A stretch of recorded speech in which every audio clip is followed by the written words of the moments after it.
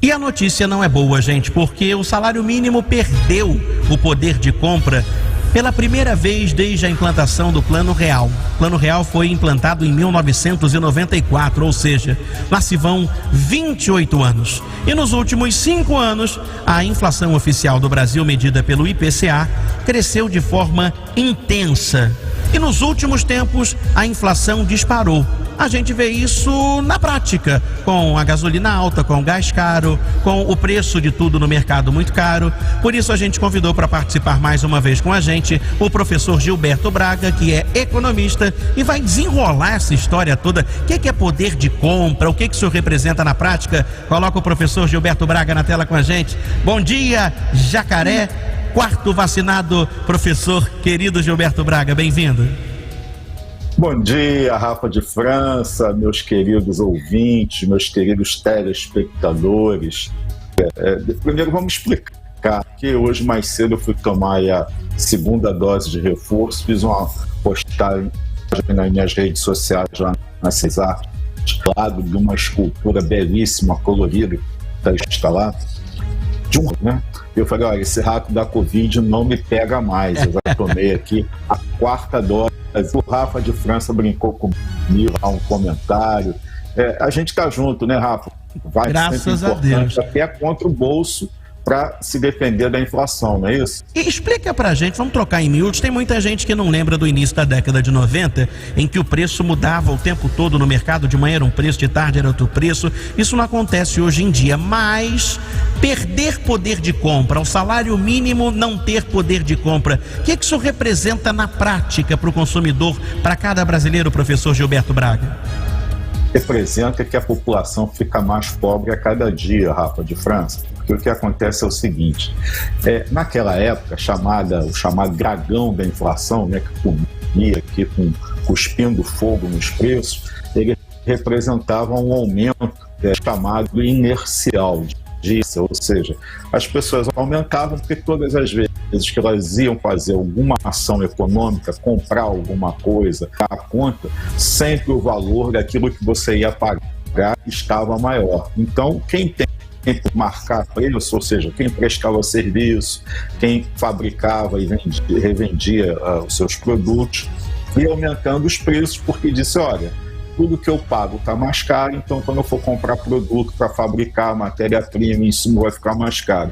Só quem não pode aumentar o seu próprio ganho é o coitado do trabalhador, que é o assalariado. Então, a inflação alta, Rafa de França, ela come o poder, a capacidade de gastar, ou seja, a família fica com um orçamento mais apertado e cada vez mais ela pode menos. Entendeu, Rafa? Entendi. E o que influencia para essa inflação alta, para esses números tão assustadores e tão preocupantes, professor Gilberto Braga?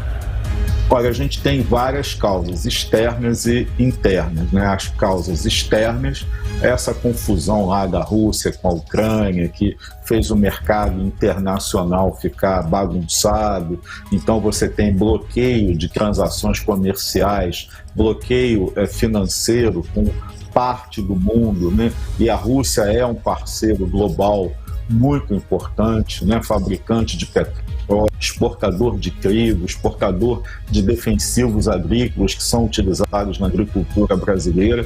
Então isso tudo encarece. Aqui dentro temos uma perda do controle da questão dos preços, da questão do petróleo, que chega agora mais caro. E hoje o petróleo está em tudo, né? Não é só de gasolina das pessoas, no plástico, está na embalagem.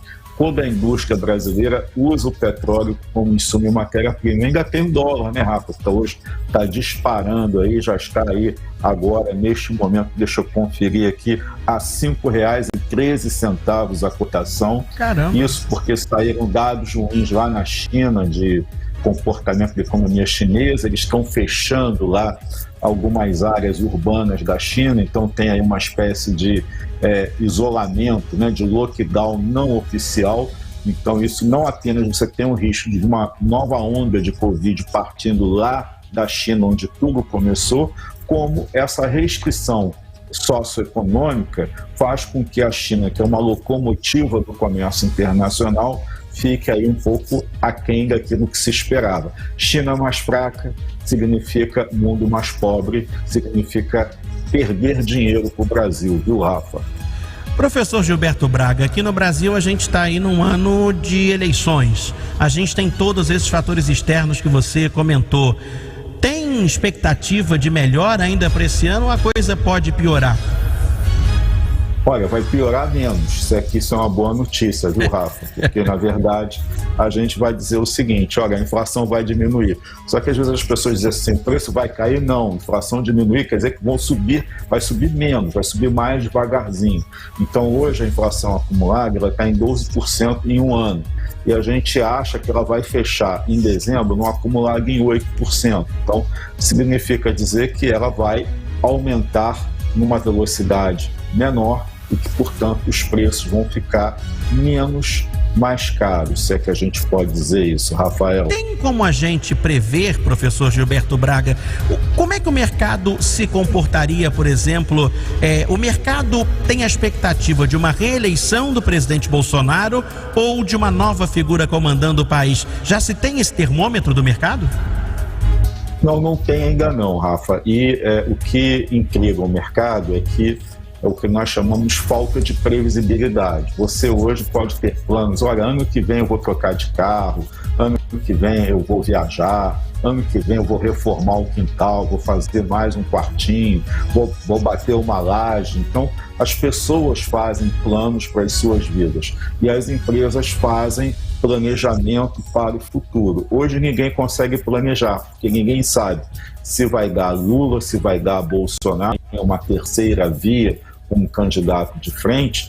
E, por incrível que pareça, apesar dessa inflação mordendo o calcanhar da gente, ninguém discute a economia, ou seja, a gente não sabe quais são os planos de uma reeleição de Bolsonaro, se Paulo Guedes continua, se Paulo Guedes pega o boné e vai para casa, quem vai ser o ministro da Fazenda do Lula ou de qualquer outro candidato. Então a gente discute hoje as questões mais políticas, as questões de direito, ataques ao Supremo Tribunal Federal. Então tem várias questões na mesa, mas ninguém está preocupado com o bolso da gente, ninguém está preocupado em encher a barriga. Desculpa, Rafael, tem para tudo, só não enche o prato, né? Pois é, para a gente terminar, professor Gilberto Braga, qual é a dica, hein, para a gente fazer esse dinheiro que está rendendo menos sobrar ou pelo menos cobrir as despesas no final do mês? Para o ideal, Rafael, é você ter sempre um orçamento, ou seja, acompanhar de alguma maneira no papel, no celular, no bloquinho de notas, alguma coisa que a pessoa consiga controlar quais são as principais despesas dela, tentar cortar aquilo que, se for possível, que é supérfluo, que não é essencial, né? Tentar manter uma reserva de poupança em algum lugar para uma emergência qualquer, ou seja, é tentar se organizar e, se tiver endividado, ir lá chorar com o credor para tentar baixar a dívida, trocar uns juros mais caros por uns juros mais baratos. Valeu, Rafa. Valeu. Professor Gilberto Braga, economista, muito obrigado pela sua participação mais uma vez aqui no nosso programa e que a gente venha na próxima com boas notícias, né? Um beijo carinhoso. Fica com Deus. Um beijo para você e para toda essa audiência maravilhosa do Conexão no Ar. Vamos economizar. Na medida do possível, né? A gente tenta. Obrigado, professor Gilberto Braga.